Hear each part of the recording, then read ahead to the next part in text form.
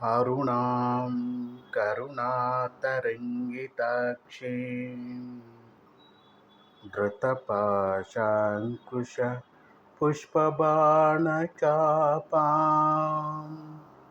अणिमादिभिरावृतां मयूकैः अहमित्येव विभावये ಭವಾನಿ. ಕಣ್ಣು ಮುಚ್ಚಿದ ಒಡನೆಯೇ ಆತ್ಮಸ್ವರೂಪಿಣಿಯಾಗಿ, ಕಣ್ಣು ತೆರೆದ ಒಡನೆಯೇ ಪ್ರಪಂಚ ಸ್ವರೂಪಿಣಿಯಾಗಿ, ಬ್ರಹ್ಮಾಂಡ ಸ್ವರೂಪಿಣಿಯಾಗಿ, ಒಳಗೂ ಹೊರಗೂ ಸಮರಸವಾಗಿ ಇರುವಂತಹ ಆ ದಿವ್ಯ ಮಾತೆಗೆ, ಆ ಬ್ರಹ್ಮಾಂಡ ಮಾತೆಗೆ ಸಾಷ್ಟಾಂಗ ಪ್ರಣಾಮಗಳನ್ನು ಅರ್ಪಿಸುತ್ತಾ, ಏನು ಜಗನ್ಮಾತೆ ಪ್ರೇರಣೆ ಕೊಡ್ತಾಳೋ ಅದರಂತೆ ಮಾತನಾಡಲು ಇಚ್ಛಿಸುತ್ತೇನೆ. ದಿವ್ಯಾತ್ಮ ಸ್ವರೂಪಗಳಾದಂತಹ ಎಲ್ಲ ವೀಕ್ಷಕರಿಗೂ ನಮಸ್ಕಾರ. ಲಲಿತಾ ಸಹಸ್ರನಾಮ ಅಂತಂದರೆ ಅದು ಕೇವಲ ನಾಮಗಳಲ್ಲ. ಆ ನಾಮಗಳಲ್ಲಿ ಅಗಾಧವಾದಂತಹ ವಿಷಯಗಳು ತುಂಬಿದೆ ಅಂತೇಳ್ಬಿಟ್ಟು ಪ್ರತಿ ಸಂಚಿಕೆಯಲ್ಲೂ ನಾನು ತಿಳಿಸ್ತಾ ಬಂದಿದ್ದೇನೆ. ನಾನು ತಿಳಿಸದೇ ಇದ್ರೂ ಸಹ ಅದಿದೆ. ಅಂಥ ಒಂದು ದಿವ್ಯತ್ವವನ್ನು ನಾವು ಪಡಿಬೇಕಾಗುತ್ತೆ. ಅದನ್ನು ಧ್ಯಾನದ ಮೂಲಕ ನಾವು ಅರ್ಥ ಮಾಡ್ಕೊಳ್ಳೋದಕ್ಕೆ ಪ್ರಯತ್ನ ಪಡಬೇಕು. ಯಾರು ಧ್ಯಾನ ಮಾಡ್ತಾರೆ, ಯಾರು ಆಧ್ಯಾತ್ಮಿಕ ಮಾರ್ಗದಲ್ಲಿದ್ದಾರೆ, ಪಾರಾಯಣವನ್ನು ನಿತ್ಯ ನಿರಂತರವಾಗಿ ಮಾಡ್ತಾ ಇದ್ದಾರೆ, ಅವರು ಸಾಮಾನ್ಯವಾಗಿ ಅವ್ರ ಜೀವನದಲ್ಲಿ ಯಾವುದೇ ರೀತಿ ತಪ್ಪುಗಳನ್ನು ಮಾಡೋದಿಲ್ಲ. ಯಾಕಂದರೆ ಅವರು ಅರಿವಿನಿಂದ ಕೂಡಿರ್ತಾರೆ, ಯೋಗ ಮಾರ್ಗದಲ್ಲಿರ್ತಾರೆ. ಆ ಕಾರಣದಿಂದಾಗಿ ಅವರು ಲೋಕಕ್ಕೆ ಕಂಟಕರಾಗುವುದಿಲ್ಲ, ನಂತರ ತಪ್ಪುಗಳನ್ನು ಮಾಡೋದಿಲ್ಲ. ಯಾರು ಆಧ್ಯಾತ್ಮಿಕ ಮಾರ್ಗದಲ್ಲಿಲ್ವೋ, ಯಾರು ಧ್ಯಾನಗಳನ್ನು ಮಾಡ್ತಾ ಇಲ್ವೋ, ಯಾರು ಪಾರಾಯಣವನ್ನು ಮಾಡೋದಿಲ್ವೋ, ಅವರು ಸಾಮಾನ್ಯವಾಗಿ ನಿರಂತರವಾಗಿ ತಪ್ಪುಗಳನ್ನು ಮಾಡ್ತಾ ಇರ್ತಾರೆ. ಆ ತಪ್ಪಿನ ಅರಿವು ಅವ್ರಿಗೆ ಆಗೋದಿಲ್ಲ. ಯಾರು ಜೀವನದಲ್ಲಿ ಧ್ಯಾನವನ್ನು ಮಾಡ್ತಾ ಇರ್ತಾರೆ, ಯಾರು ಆಧ್ಯಾತ್ಮಿಕ ಮಾರ್ಗದಲ್ಲಿರ್ತಾರೆ, ಅವರ ಜೀವನವನ್ನು ನಾವು ಹೀಗೆ ಅಂತ ನಿಶ್ಚಯ ಮಾಡ್ಬೋದು. ಅದು ಪ್ರಿಡಿಕ್ಟಬಲ್ ಅಂತ ಹೇಳ್ತಾರೆ. ಯಾಕೆಂದರೆ ಅವನ ಒಂದು ಚಿಂತನೆ ಏನು, ಕಲ್ಪನೆ ಏನು, ಅವನ ಒಂದು ನಡೀತಾ ಇರೋವಂಥ ಮಾರ್ಗ ಏನು ಅಂತೇಳ್ಬಿಟ್ಟು ಅವನ ಜೀವನವನ್ನು ಮುಂದೆ ತೆಗೆದಿಡುತ್ತೆ. ಅಂದರೆ ಅವನು ಮುಂದಕ್ಕೆ ವಿಕಾಸ ಆಗ್ತಾ ಹೋಗ್ತಾನೆ. ಅಷ್ಟೇ ಅಲ್ಲದೆ ಭಗವಂತನ ಸ್ಮರಣೆಯಲ್ಲಿ ಕಾಲ ಕಳೀತಾ ಇದ್ದಾನೆ. ಏನು ಪಡಿಬೋದು ಅಂತಂದರೆ ಒಂದು ದಿವ್ಯತ್ವವನ್ನು ಪಡಿಬೋದು. ಅದು ನಿರ್ದಿಷ್ಟವಾಗಿ ಹೇಳ್ಬೋದು. ಅದು ಪ್ರಿಡಿಕ್ಟಬಲ್. ಯಾರು ಪಾರಾಯಣ ಮಾಡ್ತಾ ಇರಲ್ವೋ, ಯಾರು ಜೀವನದಲ್ಲಿ ಧ್ಯಾನಗಳನ್ನು ಮಾಡ್ತಾ ಇರಲ್ವೋ, ಯಾರು ಆಧ್ಯಾತ್ಮಿಕ ಜೀವನದ ಮಾರ್ಗದಲ್ಲಿಲ್ವೋ ಅವ್ರಿಗೆ ಹೀಗೆ ಆಗುತ್ತೆ ಅಂತ ಹೇಳೋಕ್ಕಾಗಲ್ಲ. ಅವರ ಜೀವನವನ್ನು ಪ್ರಿಡಿಕ್ಟ್ ಮಾಡೋಕ್ಕಾಗಲ್ಲ. ಏನು ಬೇಕಾದ್ರೂ ಆಗ್ಬೋದು ಅಂತೇಳ್ಬಿಟ್ಟು ಗುರು ಪರಂಪರೆ ನಮಗೆ ಹೇಳುತ್ತೆ. ಹೀಗೆ ಸದ್ಗುರುವಿನ ಒಂದು ಸಾನ್ನಿಧ್ಯವನ್ನು ಪಡಿಬೇಕು.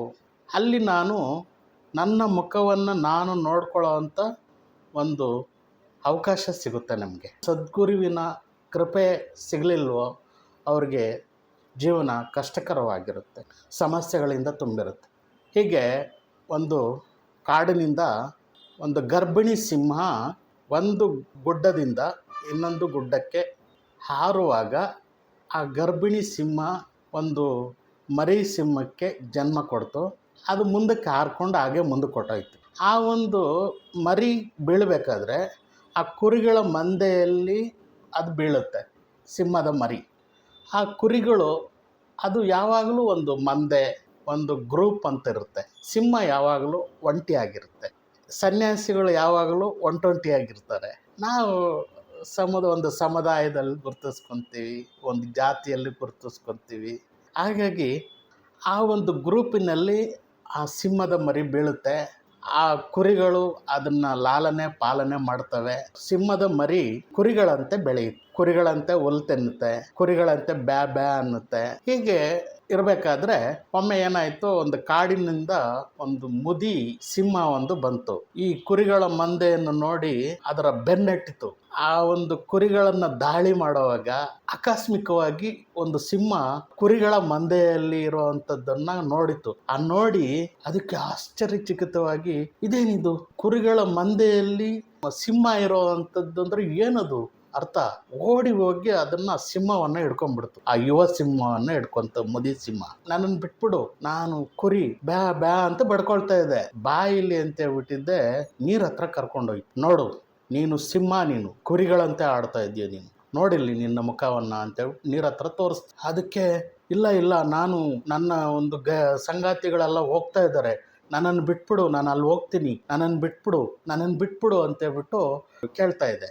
ಅದಕ್ಕೆ ಸಿಂಹ, ನಿನ್ನ ಮುಖವನ್ನ ನೀನು ನೋಡ್ಕೋ, ಅಲ್ಲಿ ನೀನು ಯಾರು ಅನ್ನೋದನ್ನ ನೋಡು. ಅದು ಮತ್ತೊಮ್ಮೆ ನೋಡ್ತು, ಹೌದಲ್ಲ, ನಾನು ಸಿಂಹದಂತೆ ಇದ್ದೀನಲ್ಲ, ಇದು ಏನಾದರೂ ಕಲ್ಪನೆಯ, ಏನಿದು? ಹೀಗೆ ತನ್ನ ಮುಖವನ್ನ ನೋಡಿದ ಕೂಡಲೇ ಅದರ ಅರಿವಾದ ಕೂಡಲೇ ಒಂದು ಅಂತರಾಳದಿಂದ ಒಂದು ಗರ್ಜನೆ ಬಂತು, ಸಿಂಹದ ಗರ್ಜನೆ. ಆ ಗರ್ಜನೆಗೆ ಆ ನೀರು ಅಲೆ ಆಗಿ ಹೋಯಿತು. ಆ ಗರ್ಜನೆಗೆ ಬೆಟ್ಟ ಗುಡ್ಡಗಳೆಲ್ಲ ಅದ್ರತು. ಆ ಗರ್ಜನೆಗೆ ಆ ಮುದಿ ಸಿಂಹ ಅಷ್ಟು ದೂರ ಹೊರಟೋಯ್ತು. ಆ ಮುದಿ ಸಿಂಹ ಹೇಳುತ್ತೆ, ಏನ್ ಮಾಡ್ತಾ ಇದ್ದೀಯ ನೀನು, ಇಷ್ಟು ಬೇಕಾಯ್ತಾ ನಿನಗೆ ಅಂತ ಹೇಳ್ಬಿಟ್ಟು ಕೇಳುತ್ತೆ. ಅದಕ್ಕೆ ನನ್ನ ಜೀವಮಾನದಲ್ಲೆಲ್ಲ ನಾನು ಕುರಿಯಂತೆ ಇದ್ದೆ, ನಾನು ಈಗ ನನ್ನ ನಿಜ ಸ್ವರೂಪದ ಅರಿವಾಯ್ತು. ಆ ಕಾರಣಕ್ಕೋಸ್ಕರ ನನ್ನಲ್ಲಿರುವಂಥ ಎಲ್ಲ ಒಂದು ಶಕ್ತಿಯೆಲ್ಲ ಒಟ್ಟುಗೂಡಿ ಆ ಗರ್ಜನೆ ಬಂತು. ಅಹಂ ಬ್ರಹ್ಮಾಸ್ಮಿ, ನಾನು ಅದು, ನನ್ನ ನಿಜ ಸ್ವರೂಪ ಅದು, ನಾನು ಅದನ್ನು ಮರ್ತಿದ್ದೇನೆ. ಆ ಅಹಂ ಬ್ರಹ್ಮಾಸ್ಮಿ, ನಾನು ಆನಂದ ಸ್ವರೂಪ ಅನ್ನುವಂಥದ್ದು ಅದೊಂದು ಚೈತನ್ಯ ಸ್ವರೂಪ, ಅದೊಂದು ಆನಂದ ಸ್ವರೂಪ.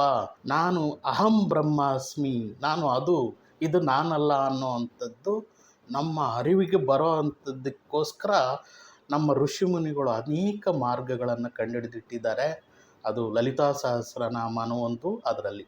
ಅಂಥ ಒಂದು ದಿವ್ಯತೆಯನ್ನು ನಮಗೆ ಈ ಒಂದು ಲಲಿತಾ ಸಹಸ್ರನಾಮ ಕಲಿಸ್ಕೊಡುತ್ತೆ. ಅದನ್ನು ನಾವು ಆಳವಾಗಿ ನಾವು ಯೋಚನೆ ಮಾಡಬೇಕು. ಒಂದೊಂದು ನಾಮದ ಅರ್ಥವನ್ನು ತಿಳ್ಕೊಂಡು ನಾವು ಮುಂದಕ್ಕೆ ಹೋಗಬೇಕು. ನಾವು ಅದನ್ನು ಮರ್ತಿದ್ದೇವೆ. ಕೇವಲ ಅದನ್ನು ಗಿಳಿಪಾಠದಂತೆ ಪಾರಾಯಣ ಮಾಡಿದ್ರೆ, ಅಥವಾ ನಾನು ಅದು ಅದು ಅಂದ್ಕೊಳ್ತಾ ಇದ್ದರೆ ಅದಾಗೋದಿಲ್ಲ. ಅದು ಅರಿವಿಗೆ ಬರಬೇಕು. ಅದು ನಾನು ಅರಿವಿನಿಂದ ಕೂಡಿದ್ದಾಗ ನಾನು ಆನಂದ ಸ್ವರೂಪನಾಗಿರ್ತೀನಿ, ಚೈತನ್ಯ ಸ್ವರೂಪನಾಗಿರ್ತೀನಿ ಅನ್ನೋದು ನಮಗೆ ಏಕಕಾಲದಲ್ಲಿ ಅದು ಅನಿಸ್ಬೇಕು ನಮಗೆ. ಹಾಗಾದಾಗ ನಮ್ಮ ನಿಜ ಸ್ವರೂಪದಲ್ಲಿ ನಾವು ನೆಲೆ ನಿಲ್ತೀವಿ. ಇದು ಯಾವಾಗಲೂ ಅರಿವಾಗುವಂಥದ್ದಲ್ಲ, ಎಷ್ಟೋ ವರ್ಷಗಳಾದಮೇಲೆ ಬರೋವಂಥದ್ದಲ್ಲ, ಈ ಕ್ಷಣದಲ್ಲೇ ಬರಬೇಕದು. ಜಯಕೃಷ್ಣಮೂರ್ತಿಯನ್ನು ಅದನ್ನೇ ಹೇಳ್ತಾರೆ, ಈ ಕ್ಷಣದಲ್ಲಿ ನಾನು ಆನಂದ ಸ್ವರೂಪನಾಗಿರಬೇಕು, ಈ ಕ್ಷಣದಲ್ಲಿ ನಾನು ಅರಿವಿನಿಂದ ಕೂಡಿರಬೇಕು ಅಂತ ಹೇಳ್ಬಿಟ್ಟು. ಇಂಥ ಒಂದು ಈ ನಾಮಗಳು ನಮ್ಮನ್ನು ಎಚ್ಚರಿಸೋದಕ್ಕೆ ಕಾಯ್ಕೊಂಡು ಕೂತಿದ್ದಾವೆ. ಆದರೆ ನಾವು ಮಾತ್ರ ಇದನ್ನು ನಾವು ಅರ್ಥ ಮಾಡ್ಕೊಳ್ತಾ ಇಲ್ಲ. ಕೇವಲ ಗಿಳಿಪಾಠದಂತೆ ಪಾರಾಯಣ ಮಾಡ್ತಾ ಇರ್ತೀವಿ. ರಾಮಕೃಷ್ಣ ಪರಮಹಂಸರು ಹೇಳ್ತಾರೆ, ಯಾವಾಗಲೂ ಈ ಗಿಳಿ ಒಂದು ರಾಮನಾಮ ಆಡ್ತಾ ಇತ್ತು. ಶ್ರೀರಾಮ ಜಯ ರಾಮ ಜಯ ಜಯ ರಾಮ, ಈ ರೀತಿ ರಾಮನಾಮವನ್ನು ಜಪ ಮಾಡ್ತಾ ಇತ್ತಂತೆ. ಈ ಜಪ ಮಾಡ್ತಾ ಇದ್ದಾಗ ಒಂದು ಬೆಕ್ಕು ಬಂತಂತೆ. ರಾಮನಾಮ ಮರೆತು ಹೋಗಿ ಭಯ ಸ್ಟಾರ್ಟ್ ಆಯಿತು. ಹಾಗಾಗಬಾರ್ದು.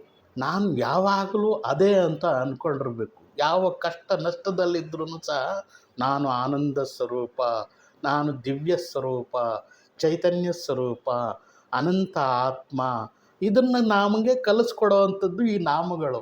ಹಾಗಾಗಿ ಈ ನಾಮಗಳನ್ನು ನಾವು ಅರ್ಥಸಹಿತ ಭಾವಿಸಿ ನಾವು ಈ ಒಂದು ಪಾರಾಯಣವನ್ನು ಮಾಡಬೇಕು. ಅದು ನಮ್ಮ ಒಂದು ಆತ್ಮವನ್ನು ವಿಕಾಸ ಮಾಡಬೇಕು. ಆ ದಿಕ್ಕಿನಲ್ಲಿ ನಾವು ಪ್ರಯಾಣ ಮಾಡಬೇಕು. ಆ ದಿಕ್ಕಿನಲ್ಲಿ ನಾವು ಅರ್ಥ ಮಾಡ್ಕೊಳ್ಳೋದಕ್ಕೆ ಪ್ರಯತ್ನ ಪಡಬೇಕು. ಇಂದಿನ ನಾಮದಲ್ಲಿ ನಾವು ದೇವರ್ಷಿ ಗಣಸಂಗಾತ ಸ್ತೂಯಮಾನಾತ್ಮ ವೈಭವ, ಈ ಒಂದು ನಾಮವನ್ನು ನಾವು ತಿಳ್ಕೊಳ್ಳೋ ಪ್ರಯತ್ನ ಪಟ್ವಿ. ಈ ನಾಮದಿಂದ 84 ನಾಮದವರೆಗೆ ರಾಕ್ಷಸ ಬಂಡಾಸುರನ ವಧೆಯನ್ನು ವಿವರಿಸಲಾಗಿದೆ. ದೇವ, ಋಷಿ, ಗಣ. ದೇವ ಎಂದರೆ ದೇವತೆಗಳು, ಋಷಿ ಎಂದರೆ ಋಷಿಗಳು, ಗಣಗಳು ಎಂದರೆ 7 ವಿಧದ ಗಣಗಳಿದ್ದಾವೆ ಅಂತೇಳ್ಬಿಟ್ಟು ಅಗ್ನಿಪುರಾಣ ವಿವರಿಸುತ್ತೆ. ಉದಾಹರಣೆಗೆ ರುದ್ರಗಣಗಳು ಎಂದರೆ ಶಿವನಿಗಿರುವಂತಹ ಸಹಾಯಕರು. ಋಷಿಗಳು ಎಂದರೆ ವಶಿಷ್ಠ, ನಾರದ ಮುಂತಾದ ಮಹಾನ್ ಋಷಿಗಳು. ನಾರದರನ್ನು ದೇವ ಋಷಿ ಎಂದು ಕರೆಯಲಾಗುತ್ತೆ. ಆ ಮಹಾಮಾತೆಯನ್ನ ಋಷಿಗಳು ಪೂಜಿಸುತ್ತಾರೆ. ಯಾಕೆಂದರೆ ಜಗನ್ಮಾತೆಯು ಅನಂತ ಆತ್ಮಸ್ವರೂಪಳು. ಸ್ತೂಯಮಾನಾತ್ಮ ವೈಭವ, ಆತ್ಮವೆಂಬ ವೈಭವದಿಂದ ಕೂಡಿರುವವಳು ಎಂದರೆ ಸರ್ವವ್ಯಾಪಿ, ಪರಬ್ರಹ್ಮ, ಪರಮಾತ್ಮ ಸ್ವರೂಪ ಎಂದು ಅರ್ಥ. ಆದ್ದರಿಂದ ಇದು ಪರೋಕ್ಷವಾಗಿ ಆಕೆಯ ನಿರ್ಗುಣ ಬ್ರಹ್ಮನ ಸ್ಥಿತಿಯನ್ನು ಸೂಚಿಸಲಾಗುತ್ತೆ. ದೇವತೆಗಳು ಮತ್ತು ಋಷಿಗಳಿಗೆ ಅಪಾರ ತೊಂದರೆಯನ್ನುಂಟು ಮಾಡುತ್ತಿದ್ದ ರಾಕ್ಷಸ ಬಂಡಾಸುರನನ್ನು ಸಂಹರಿಸಲು ನಾರದಾದಿಗಳು ಲಲಿತಾ ಮಾತೆಯನ್ನು ಸಂಪರ್ಕಿಸುತ್ತಾರೆ. ರಾಕ್ಷಸರು ಅಂದರೆ ಅಜ್ಞಾನದಿಂದ ಉಂಟಾಗಿರುವಂತಹ ಅಹಂಕಾರ, ಮಿತ್ತೇನೂ ಅಲ್ಲ. ಲಲಿತಾ ಮಾತೆಯನ್ನು ತಮ್ಮ ಅಹಂಕಾರವನ್ನು ತೊಡೆದು ಹಾಕಲು ದೇವತೆಗಳು, ಋಷಿಗಳು ಜಗನ್ಮಾತೆಯನ್ನ ಸಂಪರ್ಕಿಸುತ್ತಾರೆ. ಜಗನ್ಮಾತೆಯ ಪಾದ ಪದ್ಮಗಳಲ್ಲಿ ಪ್ರಾರ್ಥನೆ ಮಾಡ್ತಾರೆ. ಅಹಂಕಾರದಿಂದ ಪಾಪಕೃತ್ಯಗಳು ಸಂಭವಿಸುತ್ತದೆ. ಈ ಶರೀರಾದಿ ಮನಸ್ಸು ಬುದ್ಧಿಗಳೊಂದಿಗೆ ನಾನು ಗುರುತಿಸಿಕೊಳ್ಳುವುದೇ ಅಹಂಕಾರ, ಬೇರೇನೂ ಅಲ್ಲ. ದುರಹಂಕಾರ ಪಡುವಂಥದ್ದು ಬೇರೆ ವಿಷಯ. ಅಹಂಕಾರ ಅಂತಂದರೆ ಇದು ನಾನು, ಈ ಶರೀರ ನಾನು, ಈ ಮನಸ್ಸು ನಾನು, ನನಗೆ ಇರುವಂಥ ಅಧಿಕಾರ ನಾನು, ಮತ್ತು ಈ ಒಂದು ಜಾತಿ ನಾನು, ಬರೀ ಕಲ್ಪನೆಗಳಿಂದ ಕೂಡಿರುವಂಥದ್ದೇ ಅಹಂಕಾರ. ಬಿಟ್ಟರೆ ಅದು ನಿಜವಾದದ್ದಲ್ಲ. ಅದು ನನ್ನೊಳಗಡೆ ನಾನು ಆನಂದ ಸ್ವರೂಪದಲ್ಲಿ ವಿಲೀನವಾದಾಗ ನಾನು ಯಾವ ಜಾತಿನೂ ಅಲ್ಲ. ನನ್ನೊಳಗಡೆ ನಾನು ಮೌನದಲ್ಲಿ ಇದ್ದಾಗ ನಾನು ಯಾವುದೇ ಒಂದು ನಾಮರೂಪಗಳಿಂದ ಕೂಡಿರಲ್ಲ. ನಾನು ಆನಂದ ಸ್ವರೂಪನಾಗಿರ್ತೀನಿ, ಚೈತನ್ಯ ಸ್ವರೂಪನಾಗಿರ್ತೀನಿ. ಅದಕ್ಕೆ ದೇವರ್ಷಿ ಗಣ ಸಂಗಾತ ಸ್ತೂಯಮಾನಾತ್ಮ ವೈಭವ, ಜಗನ್ಮಾತೆಯ ಆತ್ಮವೈಭವವನ್ನು ಅರ್ಥ ಮಾಡ್ಕೊಳ್ಳೋದಕ್ಕೆ ಪ್ರಯತ್ನ ಪಡಬೇಕು. ಮುಂದಿನ ಶ್ಲೋಕ 65ನೇದು. ಬಂಡಾಸುರ ವಧೋದ್ಯುಕ್ತ ಶಕ್ತಿ ಸೇನಾ ಸಮನ್ವಿತ. ಬಂಡಾಸುರನ ವಿರುದ್ಧ ಯುದ್ಧ ಮಾಡಲು ಮಹಾಮಾತೆ ತನ್ನ ಸೈನ್ಯದೊಂದಿಗೆ ಸಿದ್ಧಳಾಗಿದ್ದಾಳೆ. ಅವಳ ಸೈನ್ಯವು ಶ್ರೀಚಕ್ರದಲ್ಲಿ ಉಲ್ಲೇಖಿಸಲಾದಂತಹ ವಿವಿಧ ದೇವತೆಗಳನ್ನು ಒಳಗೊಂಡಿದೆ. ಈ ನಾಮಕ್ಕೆ ಸಂಬಂಧಿಸಿದ ಒಂದು ಕಥೆ ಇದೆ. ಪರಮೇಶ್ವರನು ಹಿಮಾಲಯ ಪರ್ವತದಲ್ಲಿ ಧ್ಯಾನಾವಸ್ಥೆಯಲ್ಲಿದ್ದನು. ಮನ್ಮಥನಾದಂತಹ ಕಾಮದೇವನು ಕುಸುಮ ಬಾಣವನ್ನು ಶಿವನೆಡೆಗೆ ಬಿಟ್ಟನು. ಆ ಕುಸುಮಾಸ್ತ್ರವು ಪರಶಿವನನ್ನು ಒಕ್ಕಿತು. ಆಗ ಶಿವನ ಕಣ್ಣು ತೆರೆದು ನೋಡಲು ಎದುರಿಗೆ ಕುಸುಮಾಸ್ತ್ರವನ್ನು ಹಿಡಿದು ನಿಂತಿದ್ದ ಆ ಮನ್ಮಥನು ಕಂಡನು. ಆ ಮನ್ಮಥನನ್ನು ನೋಡಿ ಕುಪಿತನಾಗಿ 3ನೇ ಕಣ್ಣನ್ನು ತೆರೆದು ಮನ್ಮಥನನ್ನು ಸುಟ್ಟು ಭಸ್ಮ ಮಾಡಿದನು. ತರುವಾಯ ಚಿತ್ರಕರ್ಮನೆಂಬ ಗಣೇಶ್ವರನು ಆ ಒಂದು ಬೂದಿಯನ್ನು ತೆಗೆದು ಅದಕ್ಕೊಂದು ಪುರುಷಾಕೃತಿಯನ್ನು ನಿರ್ಮಿಸಿದನು. ಪರಶಿವನು ಅದನ್ನು ಒಮ್ಮೆ ನೋಡಲು ಅದಕ್ಕೆ ಜೀವ ಉಂಟಾಯಿತು. ಈ ಗಣೇಶನ ಕಾರ್ಯವನ್ನು ನೋಡಿದ ಸೃಷ್ಟಿಯ ಅಧಿಪತಿಯಾದಂಥ ಬ್ರಹ್ಮನು ಬಂಡ ಚೆನ್ನಾಗಿದೆ ಅಂತೇಳ್ಬಿಟ್ಟು ಹೇಳ್ತಾನೆ. ಹೀಗಾಗಿ ಆ ರಾಕ್ಷಸನಿಗೆ ಬಂಡಾಸುರ ಎಂದು ಹೆಸರಾಯಿತು. ಶಿವನ 3ನೇ ಕಣ್ಣಿನ ಘೋರ ಅಗ್ನಿಯಿಂದ ಮನ್ಮಥನು ಸುಟ್ಟು ಹೋದ. ಪ್ರತಿಯಾಗಿ ಬೂದಿಯಿಂದ ಸೃಷ್ಟಿಯಾದ ಬಂಡಾಸುರನು ತಾನೇ ಸರ್ವಶಕ್ತನೆಂದುಕೊಂಡನು. ಅವನು ದುಶ್ಚಟಗಳ ಮೂರ್ತ ರೂಪವಾಗಿದ್ದನು. ಬಂಡ ಎಂದರೆ ಬಂಧನ ಎಂದರ್ಥ.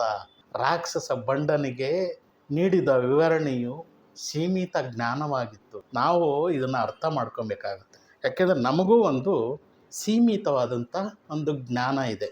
ಅಂದರೆ ಹಳ್ಳಿ ಕಡೆ ನೀವು ನೋಡಿರ್ಬೋದು, ಒಂದು ಉದ್ದವಾದಂಥ ಹಗ್ಗವನ್ನು ಹಸುಗೆ ಕಟ್ಟಿರ್ತಾರೆ. ನಾನು ಪೂರ್ತಿ ಸ್ವಾತಂತ್ರ್ಯವಾಗಿದ್ದೀನಿ ಅಂತ ಅಂದ್ಕೊಂಡಿರುತ್ತೆ ಪಾಪ. ಅದು ಒಂದು ಬಂಧನದಿಂದ, ಒಂದು ಹಗ್ಗದಿಂದ ಕಟ್ಟಲ್ಪಟ್ಟಿದೆ. ಅದಕ್ಕೂ ಉದ್ದವಾದ ಹಗ್ಗ ಕೊಟ್ಟಿರುತ್ತೆ. ಅಷ್ಟು ಸ್ವಾತಂತ್ರ್ಯ ಅಷ್ಟೇ ನನಗಿರೋದು.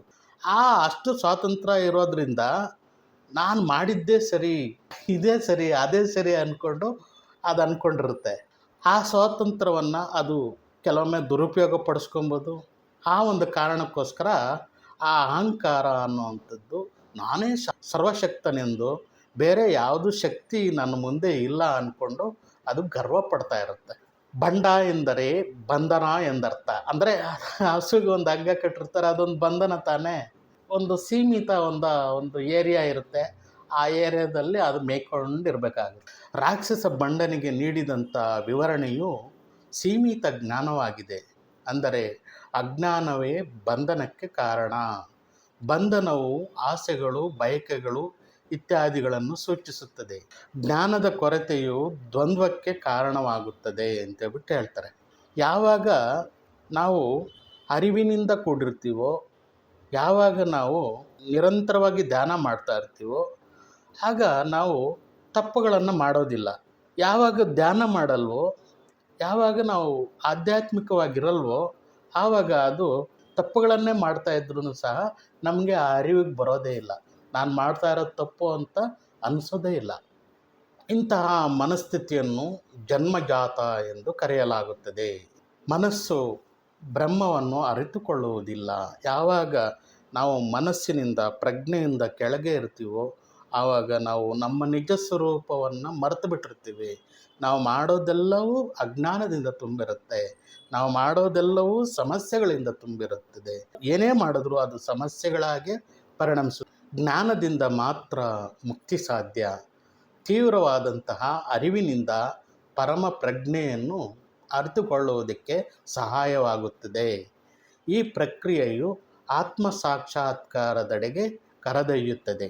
ಈ ನಾಮದ ರಹಸ್ಯವೇನೆಂದರೆ, ಮಾತೆಯ ಬಗ್ಗೆ ತಿಳಿದುಕೊಳ್ಳುವ ಒಲವನ್ನು ಹೊಂದಿದ್ದರೆ ನಮಗೆ ಜಗನ್ಮಾತೆಯು ಜನ್ಮ ಮತ್ತು ಮರಣ ಚಕ್ರಗಳಿಂದ ಮುಕ್ತಿ ನೀಡುವಳು. ಭಂಡಾಸುರನು ದುಷ್ಟಕೃತ್ಯಗಳ ಮೂರ್ತ ರೂಪವಾಗಿರುತ್ತಾನೆ. ಅಜ್ಞಾನ ಮತ್ತು ಅದಕ್ಕೆ ಸಂಬಂಧಿಸಿದ ಕೃತ್ಯಗಳ ವಿರುದ್ಧ ಯುದ್ಧ ಮಾಡಲು ಅವಳು ಸಿದ್ಧಳಾಗಿದ್ದಾಳೆ. ಶಕ್ತಿಸೇನ ಎಂದರೆ ಅವಳ ವಿಭಿನ್ನ ಕಾರ್ಯಗಳು ಎಂದು ಅರ್ಥ. ಕೇವಲ ಸೃಷ್ಟಿ ಮಾತ್ರವಲ್ಲ, ಪೋಷಣೆ ಮತ್ತು ವಿನಾಶವೂ ಸಹ ಆಕೆಯ ವಿಭಿನ್ನ ಕಾರ್ಯಗಳನ್ನು ಶ್ರೀಚಕ್ರದಲ್ಲಿ ಪ್ರತಿನಿಧಿಸಿರುವಂತಹ ವಿವಿಧ ದೇವತೆಗಳಿಂದ ಸಾಂಕೇತಿಕವಾಗಿ ಪ್ರತಿನಿಧಿಸಲಾಗುತ್ತದೆ. ಸಂಪತ್ಕರಿ ಸಮಾರೂಢ ಸಿಂಧೂರರಜ ಸೇವಿತ. ಸಂಪತ್ಕರಿಯ ನೇತೃತ್ವದಲ್ಲಿ, ಅಂದರೆ ಆನೆಗಳ ಹಿಂಡುಗಳಿಂದ ಅವಳನ್ನು ಪೂಜಿಸಲಾಗುತ್ತದೆ. ಸಂಪತ್ಕರಿ ದೇವಿಯನ್ನು ಈಗಾಗಲೇ ನಾಮ 9ರಲ್ಲಿ ಚರ್ಚಿಸಲಾಗಿದೆ. ಸಂಪತ್ಕರಿ ವಿದ್ಯೆಯ ಬಗ್ಗೆಯೂ ಉಲ್ಲೇಖ ಇದೆ. ಇದನ್ನು ಅತ್ಯಂತ ಶಕ್ತಿಶಾಲಿ ಎಂದು ಪರಿಗಣಿಸಲಾಗಿದೆ. ಸಂಪತ್ಕರಿ ವಿದ್ಯೆಯಲ್ಲಿ ಬಳಸಲಾಗುವ ಈ ನಾಮದಲ್ಲಿ 3 ಅಕ್ಷರಗಳ ಬೀಜಾಕ್ಷರ ಅಡಗಿದೆ. ಈ ಬೀಜಾಕ್ಷರಗಳನ್ನು ಪ್ರಕೃತಿಯಲ್ಲಿ ಬಹಳ ರಹಸ್ಯವೆಂದು ಪರಿಗಣಿಸಲಾಗಿದೆ. ಇದನ್ನು ಈಗಾಗಲೇ ನಾಮ 9ರಲ್ಲಿ ಚರ್ಚಿಸಲಾಗಿದೆ. ಕ್ರೋಮ್ ಅಂತ, ಕ್ರೋಧಾಕಾರ ಅಂಕುಶೋಜ್ವಲ ಅಂತ. ಈ ಕ್ರೋಮ್ ಅನ್ನೋ 3 ವರ್ಣಮಾಲೆಗಳಿಂದ ರೂಪುಗೊಂಡಿದೆ. ಕ ಪ್ಲಸ್ ರ ಪ್ಲಸ್ ಮ. ಈ ಕ ಎಂದರೆ ವರ್ಣಮಾಲೆಯ ಸಂತೋಷ ಮತ್ತು ಖ್ಯಾತಿಯನ್ನು ಸೂಚಿಸುತ್ತದೆ. ರ ವರ್ಣಮಾಲೆಯು ಅಗ್ನಿ ಬೀಜ ಎಂದು ಕರೆಯಲಾಗಿದೆ. ಶಕ್ತಿಯುತವಾದಂತಹ ಬೀಜವೆಂದು ಪರಿಗಣಿಸಲಾಗಿದೆ. ರಾ ಹೊಂದಿರುವ ಯಾವುದೇ ಮಂತ್ರವು ಅಲೌಕಿಕ ಶಕ್ತಿಯನ್ನು ನೀಡುತ್ತದೆ. ರಾಮ ರಾಮ ರಾಮ ರಾಮ ಅಂದ್ಕೊಂಡು ಹನುಮಂತ ಸಮುದ್ರವನ್ನು ಹಾರಿದ, ಬೆಟ್ಟವನ್ನೇ ಎತ್ಕೊಂಡು ಬಂದ. ಅದರಲ್ಲಿ ಅಷ್ಟು ಶಕ್ತಿ ಇದೆ. ರಾಮ ರಾಮ ರಾಮ ಅಂತ ಬೇಡ, ವಾಲ್ಮೀಕಿ ರಾಮಾಯಣವನ್ನು ರಚನೆ ಮಾಡಿದ. ಪ್ರಸ್ತುತ ಮತ್ತು ಭವಿಷ್ಯದ ಜನ್ಮಗಳಲ್ಲಿ ಸೌಕರ್ಯವನ್ನು ಸೂಚಿಸುತ್ತದೆ. ಕ್ರೋಮನ ಪುನರಾವರ್ತನೆಯ ಪಠಣವು ಸರ್ವತೋಮುಖ ಸಮೃದ್ಧಿ ಮತ್ತು ಸಂತೋಷವನ್ನು ನೀಡುತ್ತದೆ ಅಂತೇಳ್ಬಿಟ್ಟು ಇಲ್ಲಿ ಸಂಪತ್ಕರಿ ದೇವಿಯ ಒಂದು ಆರಾಧನೆಯನ್ನು ಮಾಡಿದಾಗ ಆ ಒಂದು ಸಿದ್ಧಿ ಆಗುತ್ತೆ ಅಂತೇಳ್ಬಿಟ್ಟು ಈ ನಾಮ ತಿಳಿಸ್ಕೊಡುತ್ತೆ. ಸಂಪತ್ಕರಿ ಸಮಾರೂಢ ಸಿಂಧೂರ ರಜ ಸೇವಿತ. ಕ್ರೋಮನ ಒಟ್ಟಾಗಿ ತ್ರಿಕೋಣ ಎಂದು ಕರೆಯಲಾಗುತ್ತದೆ. 3 ಒಂದೇ ಎಂದು ಅರಿತುಕೊಳ್ಳುವ ಜ್ಞಾನವನ್ನು ಸುಖ ಸಂಪತ್ಕರಿ ಎಂದು ಕರೆಯಲಾಗುತ್ತದೆ. ಸ್ಥಿರತೆ ಮತ್ತು ಅರಿವಿನ ತೀವ್ರತೆಯ ಸಂಯೋಜನೆಯು ಆಧ್ಯಾತ್ಮಿಕ ಪ್ರಗತಿಯಲ್ಲಿ ಪ್ರಾಥಮಿಕ ಅಂಶಗಳಾಗಿವೆ. ಅನುಸಂಧಾನದ ಸಾಮರ್ಥ್ಯವನ್ನು ಅಭಿವೃದ್ಧಿಪಡಿಸದೆ ಮಂತ್ರದೀಕ್ಷೆಯು ಫಲಪ್ರದವಾಗುವುದಿಲ್ಲ, ಕೇವಲ ಗಿಳಿಪಾಠವಾಗುತ್ತದೆ. ಗಿಳಿಪಾಠ ಅಂತಂದ್ರೆ ಯಾವಾಗ್ಲೂ ನಾಮ ಜಪ ಮಾಡ್ತಾ ಇರುತ್ತೆ. ಬೆಕ್ಕು ಬಂದ ಕೂಡಲೇ ಅದು ಭಯ ಶುರುವಾಗುತ್ತೆ, ನಾಮ ಮರ್ತೋಗುತ್ತೆ. ಭಯ ಹೋಗಿ ನಾಮ ನಿರಂತರವಾಗಿರ್ಬೇಕು, ಆವಾಗ ಅದು ತನ್ನ ನಿಜ ಸ್ಥಾಯಿಯಲ್ಲಿ ಇರುತ್ತೆ. ಲಲಿತೆಯನ್ನು ಕ್ರೋಮ್ ಬೀಜಾಕ್ಷರದೊಂದಿಗೆ ಧ್ಯಾನಿಸಿದರೆ ಧ್ಯಾನಸ್ಥನು ಬಯಸಿದ ಎಲ್ಲವನ್ನು ಹೊಂದುವನು. ಇದನ್ನು ಉನ್ನತ ಮಟ್ಟದ ಆಧ್ಯಾತ್ಮಿಕ ಸಾಕ್ಷಾತ್ಕಾರಕ್ಕೆ ಪ್ರಗತಿ ಎಂದು ಅರ್ಥೈಸಬಹುದು. ಅಶ್ವಾರೂಢಾಧಿಷ್ಠಿತಾಶ್ವ ಕೋಟಿ ಕೋಟಿ ಬಿರಾವೃತ. 67ನೇ ನಾಮ. ಲಲಿತಾ ಮಾತೆಯು ಅಶ್ವಾರೂಢ ದೇವಿಯ ನೇತೃತ್ವದಲ್ಲಿ ತನ್ನ ಅನೇಕ ಕುದುರೆಗಳು ಸುತ್ತುವರೆದಿದೆ. ಆ ಅಶ್ವಾರೂಢ ದೇವಿಯ ಬಗ್ಗೆ ನಾಮ 8ರಲ್ಲಿ ಚರ್ಚಿಸಿದ್ದೇವೆ. ಯುದ್ಧದಲ್ಲಿ ಬಳಸಿದ ಕುದುರೆಗಳ ಸೈನ್ಯಕ್ಕೆ ಅಶ್ವಾರೂಢ ದೇವಿಯು ಮುಖ್ಯಸ್ಥರಾಗಿರ್ತಾಳೆ. ಈ ದೇವಿಯ ಮುಖವು ಕುದುರೆಯಂತೆ ಕಾಣುತ್ತದೆ. ಮಂತ್ರವು 13 ಬೀಜಾಕ್ಷರಗಳನ್ನು ಒಳಗೊಂಡಿದೆ. ಇಂತಹ ಮಂತ್ರಗಳು ತ್ವರಿತವಾಗಿ ಫಲ ನೀಡುತ್ತದೆ ಅಂತ ಹೇಳ್ಬಿಟ್ಟು ಶಾಸ್ತ್ರಗಳು ಹೇಳ್ತವೆ. ಇಂದ್ರಿಯಗಳನ್ನು ಕುದುರೆಗಳಿಗೆ ಹೋಲಿಸಲಾಗಿದೆ, ಯಾಕೆಂದರೆ ಅವು ವೇಗವಾಗಿ ಮತ್ತು ನಿಯಂತ್ರಣವಿಲ್ಲದೆ ಓಡ್ತಾ ಇರ್ತವೆ. ಕುದುರೆಗಳಿಗೆ ಲಗಾಮ ಅನ್ನುವಂಥದ್ದು ಸಡಿಲವಾಗಿತ್ತು ಅಂದರೆ ಅವುಗಳನ್ನು ನಿಯಂತ್ರಣ ಮಾಡೋಕ್ಕಾಗೋದಿಲ್ಲ. ಮನಸ್ಸು ಇಂದ್ರಿಯಗಳು ಯದ್ವಾತದ್ವಾ ಓಡ್ತಾ ಇರ್ತವೆ. ಆದ್ದರಿಂದ ಮನಸ್ಸು ಕುದುರೆಯ ಲಗಾಮ ಆಗಿರುತ್ತದೆ, ಕುದುರೆಗಳು ಇಂದ್ರಿಯಗಳಾಗಿರುತ್ತವೆ. ಅದು ಕಠೋಪನಿಷತ್ತು ಇದೊಂದು ಅದ್ಭುತವಾದಂಥ ವಿಶ್ಲೇಷಣೆಯನ್ನು ಕೊಟ್ಟಿದೆ ಇದರ ಬಗ್ಗೆ. ಈ ಕಠೋಪನಿಷತ್ತನ್ನು ಓದಿದಾಗ ಅರ್ಥ ಆಗುತ್ತೆ ನಮಗೆ. ಶಿವಸೂತ್ರದಲ್ಲಿ ಹೇಳುತ್ತೆ, ವಿಸ್ಮಯೋ ಯೋಗ ಭೂಮಿಕಃ ಅಂತ. ಚಕ್ರಗಳ ಸ್ಥಾನದಲ್ಲಿ ಪ್ರಜ್ಞೆಯ ಧಾರಣೆ ಮಾಡಿದಾಗ ಮುಂದಿನ ಚಕ್ರಗಳಿಗೆ ಶಕ್ತಿಯು ಚಲಿಸುತ್ತದೆ. ಇಲ್ಲಿ ಚಕ್ರಗಳ ಬಗ್ಗೆನೂ ತುಂಬ ವಿಶೇಷವಾಗಿ ಇದೆ. ಅದು ನಿಧಾನವಾಗಿ ತುರ್ಯ ಹಂತಕ್ಕೆ ಕರೆದುಕೊಂಡು ಹೋಗುತ್ತದೆ. ಅಂದರೆ ಒಂದೊಂದು ಚಕ್ರದಲ್ಲೂ ಆ ಪ್ರಜ್ಞೆಯನ್ನು, ಗಮನವನ್ನು ಧಾರಣೆ ಮಾಡಿ ಧ್ಯಾನಿಸಿದಾಗ ಒಂದು ದಿವಸ ನಾವು ತುರ್ಯ ಅವಸ್ಥೆಯನ್ನು ಹೊಂದುತ್ತೇವೆ ಅಂತೇಳ್ಬಿಟ್ಟು ಹೇಳ್ತಾರೆ. ಈ ಹಂತದಲ್ಲಿ ಯೋಗಿಯು ಇಂದ್ರಿಯಗಳು ಸಂಪೂರ್ಣವಾಗಿ ಅವನ ಆಂತರಿಕ ಸ್ವಯಂ ನಿಯಂತ್ರಣದಲ್ಲಿ ಇರುತ್ತದೆ. ಇದನ್ನು ಸರ್ವೋಚ್ಚ ಪ್ರಜ್ಞೆ ಎಂದು ಕರೆಯುತ್ತಾರೆ. ಈ ಹಂತದಲ್ಲಿ ಯೋಗಿಯು ಆನಂದವನ್ನು ಹೊಂದಿರುತ್ತಾನೆ, ಆನಂದವನ್ನು ಅರಿತುಕೊಳ್ಳುತ್ತಾನೆ. ಅಂತಿಮ ಆನಂದದಾಯಕವಾಗಿರುತ್ತದೆ.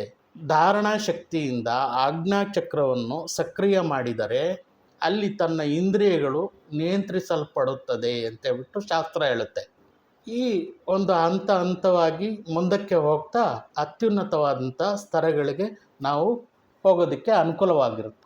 ಆ ಹಂತವಾಗಿ ಮೂಲಾಧಾರದಿಂದ ಸ್ವಾಧಿಷ್ಠಾನದಿಂದ ಮಣಿಪುರದಿಂದ ಹೃದಯ ಚಕ್ರ, ವಿಶುದ್ಧ ಚಕ್ರ, ಅಗ್ನಚಕ್ರ. ಆ ಇಂದ್ರಿಯಗಳು, ಮನಸ್ಸು, ಬುದ್ಧಿ ಅನ್ನುವಂಥದ್ದು ನಮ್ಮ ವಶವಾದರೆ ತುರ್ಯ ಹಂತ ಎಂದು ಕರೆಯಲ್ಪಡುವಂತಹ ಸ್ಥಿತಿಯನ್ನು ಹೊಂದುತ್ತೇವೆ.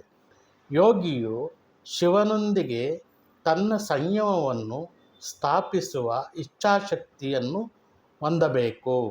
ಬಾಹ್ಯ ಮತ್ತು ಆಂತರಿಕ, ನಾನು ಮತ್ತು ನೀನು, ಒಳ್ಳೆಯದು ಮತ್ತು ಕೆಟ್ಟದ್ದು ಇತ್ಯಾದಿಗಳ ನಡುವೆ ವ್ಯತ್ಯಾಸವನ್ನು ಕಾಣುವುದಿಲ್ಲ. ಅಂಥ ಒಂದು ತುರ್ಯ ಅವಸ್ಥೆಯನ್ನು ಆ ಒಂದು ಚಕ್ರಗಳ ಧ್ಯಾನ ಮಾಡ್ತಾ ನಮಗೆ ಸಿದ್ಧಿಯಾಗುತ್ತದೆ.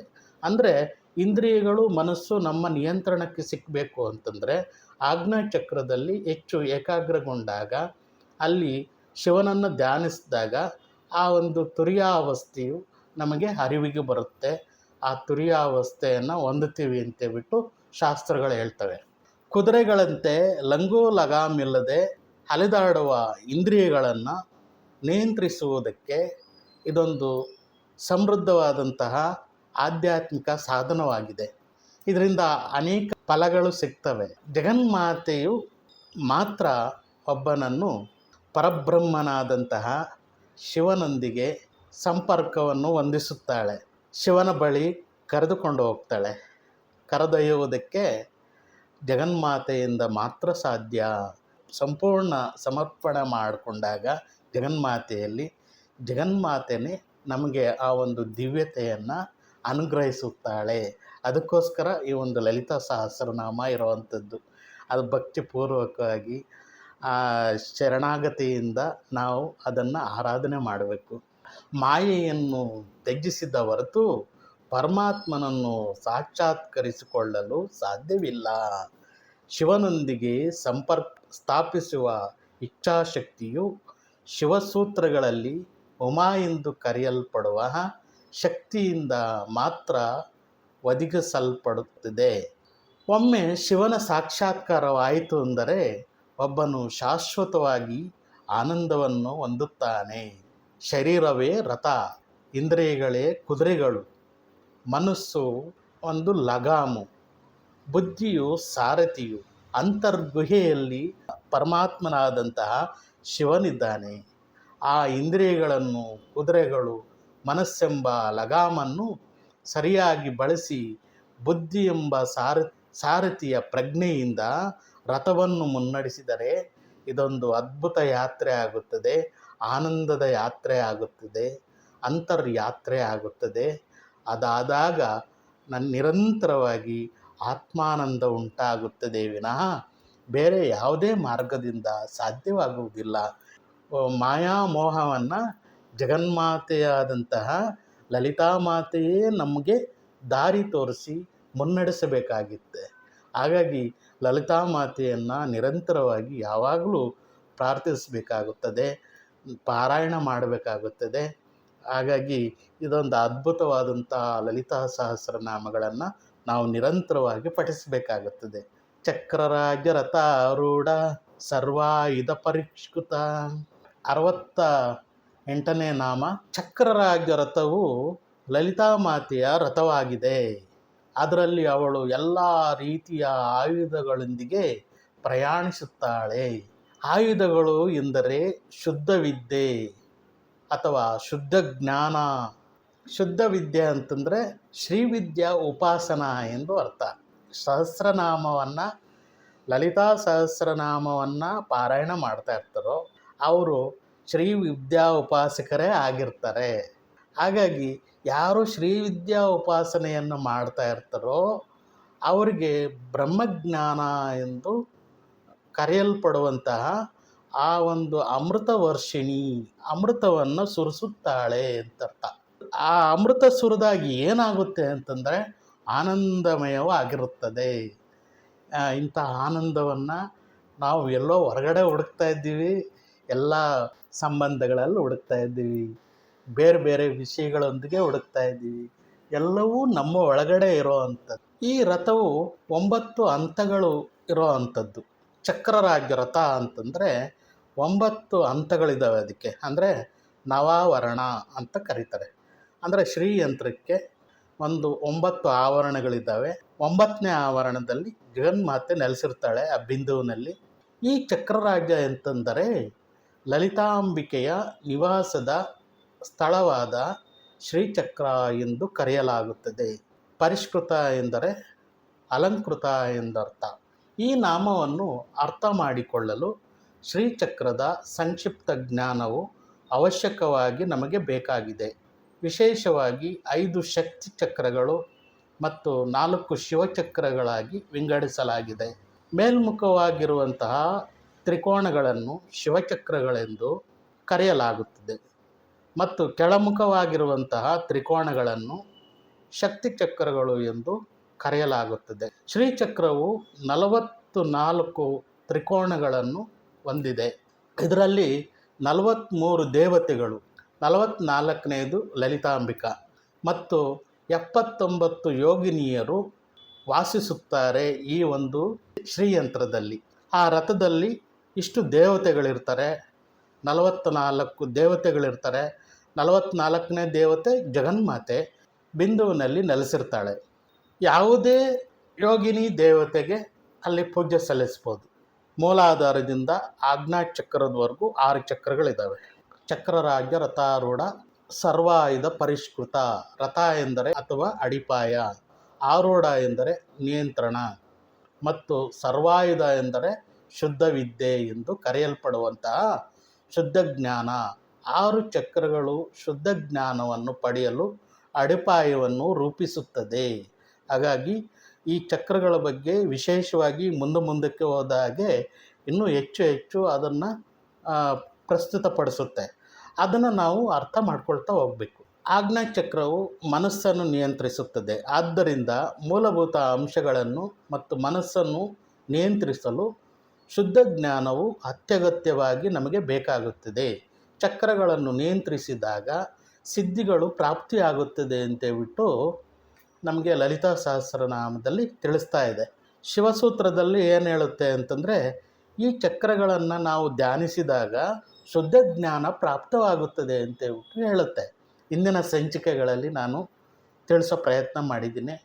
ಆನಂತರ ತಂತ್ರ ಸಾಧನೆ ಅನ್ನೋವಂಥ ಒಂದು ಸಂಚಿಕೆಯಲ್ಲಿ ಅದರಲ್ಲೂ ಸಹ ಚಕ್ರಗಳಲ್ಲಿ ಯಾವ ಯಾವ ದೇವತೆಯನ್ನು ಧ್ಯಾನಿಸುವಂಥದ್ದು ಅಂತೇಳ್ಬಿಟ್ಟು ಅದರಲ್ಲೂ ಸಹ ತಿಳಿಸೋ ಪ್ರಯತ್ನ ಮಾಡಿದ್ದೀನಿ. ಅದನ್ನು ತಾವು ಪರಿಶೀಲನೆ ಮಾಡಬೇಕು. ಚಕ್ರಶಕ್ತಿಗಳ ಮೇಲೆ ಧ್ಯಾನವನ್ನು ಸಾಧಿಸಬಹುದು. ಇಲ್ಲಿ ಶಕ್ತಿಗಳು ಎಂದರೆ ಚಕ್ರಗಳು ಎಂದು ಅರ್ಥ. ಒಬ್ಬನು ಶುದ್ಧ ಜ್ಞಾನದ ಮೂಲಕ ಚಕ್ರಗಳ ಮೇಲೆ ಧ್ಯಾನ ಮಾಡಿದಾಗ, ಧ್ಯಾನವು ಸಾಧ್ಯವಾದಾಗ ಶಿವನ ಸ್ಥಿತಿಯನ್ನು ಪಡೆಯಬಹುದು ಅಂತೇಳ್ಬಿಟ್ಟು ತಿಳಿಸ್ಕೊಡುತ್ತೆ.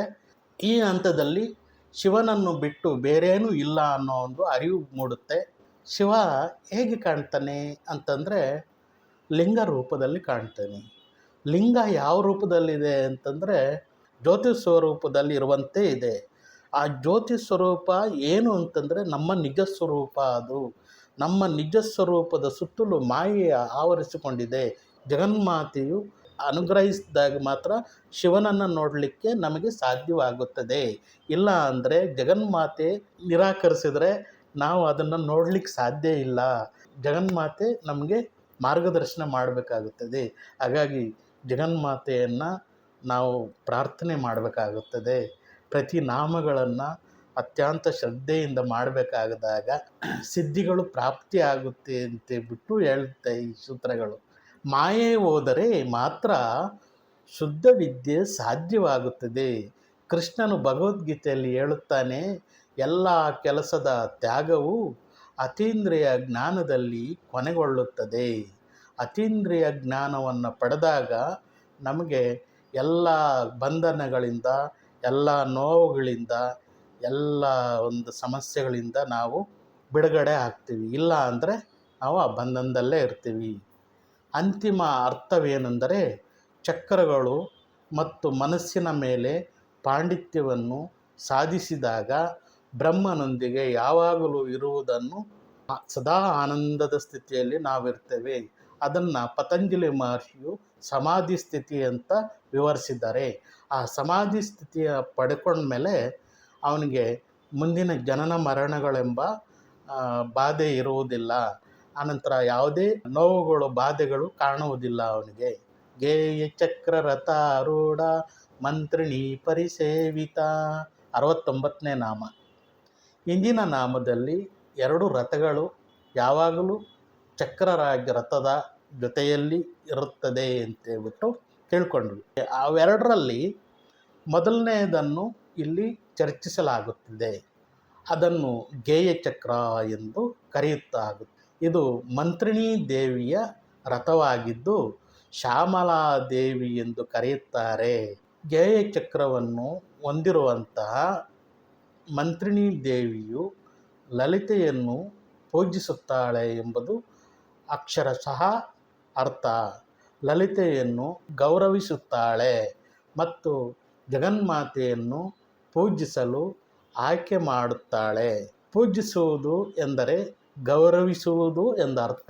ಇಂದಿಗೆ ಇಷ್ಟು ಸಾಕು. ಸರ್ವೇ ಜನ ಸುಖಿನೋ ಭವಂತು, ಸಮಸ್ತ ಸನ್ಮಂಗಳಾನಿ ಭವಂತು. ಓಂ ಶಾಂತಿ ಶಾಂತಿ ಶಾಂತಿ.